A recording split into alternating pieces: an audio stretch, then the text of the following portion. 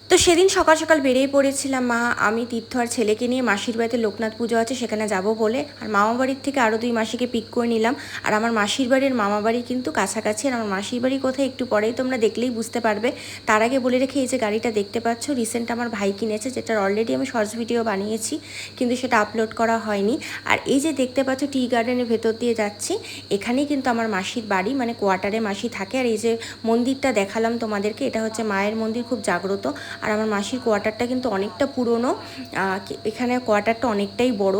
আর দেখতে পাচ্ছ এখানে লোকনাথ পুজো হচ্ছে। আর পাশে যে মূর্তিটা দেখতে পাচ্ছ বড় করে, মানে লক্ষ্মী ঠাকুরের মূর্তি, এখানে প্রতি বছর মাসিরা বড় করে দেওয়ালির সময় অলক্ষ্মী পুজো করে। তবে সারাদিন প্রসাদ খেয়ে খুব আনন্দ করে কাটালাম। আর সেদিন কিন্তু আমরা রাত্রে ওখানে মাসির বাড়িতেই ছিলাম। আর তারপরে সন্ধ্যাবেলা খুব গরম লাগছিলো, একটু আইসক্রিম খেতে বাইরে বেরোলাম গাড়ি নিয়ে। আর আমি যে কেন এই কালো ড্রেসটা পরলাম আমি সেটাই বুঝতে পারছি না, এতটাই গরম লাগছিলো।